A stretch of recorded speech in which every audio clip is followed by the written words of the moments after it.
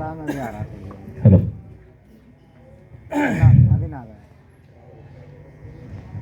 सबसे पहले गांवड़ी बुजुर्ग की इस पावन धरती को नमन करते हुए आदरणीय मास्टर राजेश जी, आज की सभा के सभाध्यक्ष, माननीय राष्ट्रीय अध्यक्ष युवा देवव्रत धामा जी, माननीय राष्ट्रीय सचिव युवा श्री शेखर जी, माननीय राष्ट्रीय महासचिव श्री दीपक त्यागी जी, हमारे साथ चल के आए माननीय पश्चिमी उत्तर प्रदेश के मीडिया प्रभारी भाई नवनीत जी, आप गांव के सब बुजुर्गन, युवा साथी, दूर बैठे सुन रहे घर गांव में महिला शक्ति, मातृशक्ति और आने वाली हमारी जो भावी पीढ़ी, बच्चे, सभी का अभिनंदन करते हुए मैं थोड़ा सा परिचय कराना चाहूंगा अपनी यूनियन का। तो भारतीय किसान यूनियन इंडिया वास्तव में उस शक्ति का नाम है कि बहुत कम समय में जिसने अपना वो वर्चस्व प्रशासन में, शासन में वो स्थापित किया है कि अगर किसी प्रोग्राम की सूचना एलआईयू को मिलती है तो वहां के प्रशासनिक अधिकारी और शासन के जो लोग हैं उनकी निगाहें चौकन्नी हो जाती है। कारण क्या है? क्योंकि एक सच्चा और अच्छा संगठन है। अब संगठन की बात चलती है तो पहले मैं एक जयकारा लगाना चाहूंगा। जय जवान, जय जवान। देखो मेरी एक की आवाज है, आपकी 100 की आवाज है, ऊपर आनी चाहिए जी। जय जवान, जय जवान। भारतीय किसान यूनियन इंडिया जिंदाबाद, भारतीय किसान यूनियन इंडिया जिंदाबाद। राष्ट्रीय अध्यक्ष श्री पहलवान वरिंदर गुर्जर जी, राष्ट्रीय अध्यक्ष श्री पहलवान वरिंदर गुर्जर जी, राष्ट्रीय अध्यक्ष युवा देवव्रत धामा जी।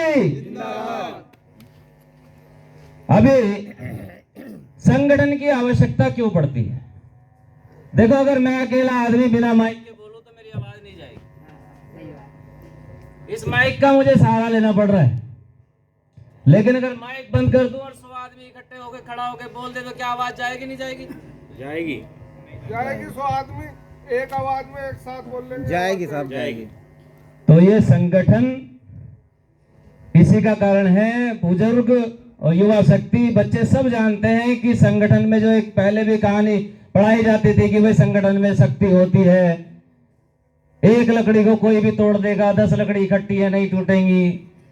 तो ये है, ये बुजुर्गों ने जो बताया है। और आज बुजुर्ग इस चीज को लेके परेशान है कि युवा शक्ति उस तरफ जा ही नहीं रही है। पहले युवा का जोश ऐसा होता था, अखाड़े होते थे, दंगल होते थे। हमारे बचपन में हमने बहुत देखे हैं। हमारे यहाँ गांव में, लहड़ू से बिलोंग करता हूँ, 52 जोड़े थे पहलवानों के और सारे युवा ही थे। आज पहलवानी तो खैर बहुत दूर हो गई क्योंकि पहलवानी का तो मामला ही ठंडा हो गया। लेकिन हमारी युवा शक्ति अगर थोड़ी बहुत अभी भी अगर किसी में ऊर्जा है तो वो गांव की युवा शक्ति में है। गांव के युवा अगर अपने आप को ठान ले और अपने आप में सोच विचार ले कि हमें अपनी स्थिति बदलनी है तो स्थिति बदल जाएगी। मोबाइल एक ऐसा सिस्टम आ गया है, टेक्नोलॉजी आ गई है। टेक्नोलॉजी का प्रयोग उपयोग अगर हम अपनी ऊर्जा को उस जगह लगाएं जहां पे हमारा व्यवस्था परिवर्तन हो या हमारी जो घर की व्यवस्था हो उसको जो है बढ़ाने में, हमारे गांव की जो दशा दिशा है उसको सुधारने में अगर उपयोग करें तो इसी मोबाइल का उपयोग इतना बड़ा हो सकता है कि हमारे यहाँ पे हर कोई आके मंत्री संतरी अंतरी ये सब घुटने टेकेंगे। ये सोशल मीडिया की और आपके मोबाइल की जो हाथ में है इसकी शक्ति है। लेकिन इसका कहीं ना कहीं भ्रमित है युवा शक्ति, और वो बजाय अपने काम धंधों को छोड़ के और केवल यूट्यूब और उसके चक्कर में लग जाते हैं। वो सही नहीं है। बूढ़े बुजुर्ग माता पिता सब परेशान हैं। सबसे बड़ा जो पहला कर्तव्य और धर्म अगर होना चाहिए, अगर धर्म की आज जगह जगह बातें होती हैं, जिस धर्म के नाम पे सत्ता परिवर्तन सब कुछ होता है, सबसे पहला धर्म अपने माता पिता की सेवा करना। इससे बड़ा धर्म मैं नहीं मानता दुनिया में कोई है। तो जो माँ बाप बन चुके हैं वो इस चीज को जानते हैं, जो नहीं बने हैं वो अभी थोड़ा सा नहीं समझ पा रहे हैं। उनको पता है उनकी व्यथा को, माँ बाप की व्यथा क्या है। माँ बाप अपने बच्चे को सेटल करना चाहते हैं और सही रास्ते पे दिखाना चाहते हैं। अब सही रास्ता कैसे होगा? संस्कारों से होकर निकलता है, जो गांव से होता है। संस्कार गांव में ही बसते हैं। शहर में कोई किसी को राम राम नमस्ते नहीं बोलता है, बगल पड़ोसी को नहीं बोलता है। तो ये गांव में पड़ता है, और ये प्रथा ही हमारी जो भारत की पहचान है।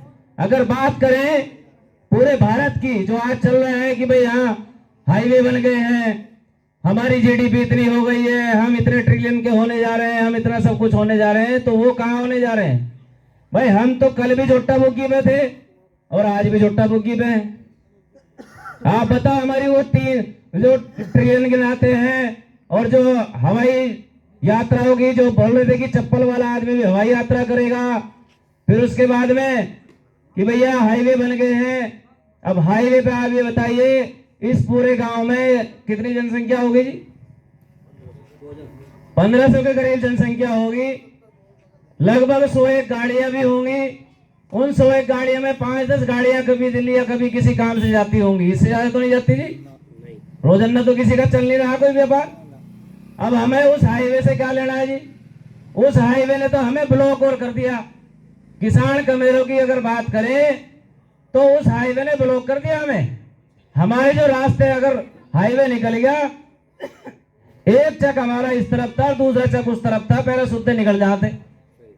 अब जरा 3 किलोमीटर का चक्कर काट के पुड़िया के नीचे को जाना पड़ेगा। हमारे लिए तो दुविधा का केंद्र हो गया। हमारा कहा 20 फुट ऊंचा चढ़ सकते नहीं। जगह जगह टोल लगा दिए। जेब में थोड़ा पेट्रोल के पैसे नहीं, हमें टोल कहां से देंगे हम? हमारी जमीन पे सड़क, और उस पर हम चल नहीं सकते। तो हमारा उद्धार कहां से हुआ? ये तो व्यापारियों का उद्धार है, किसान का, जिसको बोलते हैं कि भारत देश कृषि प्रधान देश है। 85% योगदान जीडीपी में किसानों का है। लेकिन वो धिक्कार है, किसान तो बेचारा जीडीपी को बढ़ा रहा, अपने आप तो नंगा होता जा रहा। भाई पैंट बुरशर्ट तो कभी कभी पहनने को मिले, कर दे, उसको फुर्सत नहीं बेचारे को पहनने ओढ़ने की। फुर्सत भी हो तो है नहीं पैसे। वो पढ़ाई हम यहाँ से वो लोग, जो राजनीतिक चीज है। पहले क्या था, 20 साल पहले की अगर हम बात करें तो राजनीतिक लोग कम होते थे और सामाजिक लोग ज्यादा होते थे। जब जब सामाजिकता घटती चली गई, राजनीति बढ़ती चली गई, वहां मामला दूसरा ही होता चला गया। वो समाज की बात करता ही नहीं। अब तो राजनीति की, जिसका चमक गया उसका बिल्ला लगाया, ठोक कर अपना बाहर। आप जब तक संगठित हो गए, आप किसी को भी आवाज उठाओ। पुराने इतने, हम अपनी अगर यूनियन के थ्रू बात करें, यूनियन से पहले हम भी अकेले ही थे। और मैं बताऊं, ये सब लोग जो घूमे फिरते हैं, कहीं ना कहीं इनके मन में, दिमाग में, क्योंकि हर गांव परिवार में जैसे पहले होता था कि 4-5, अब तो सब 1-2 बालक पे लिए, 4-5 बालक हुए करते, तो एक आध अपना नुक भैया लिखाड़ू है, यो बाहर बूर के काम देख ले करेगा।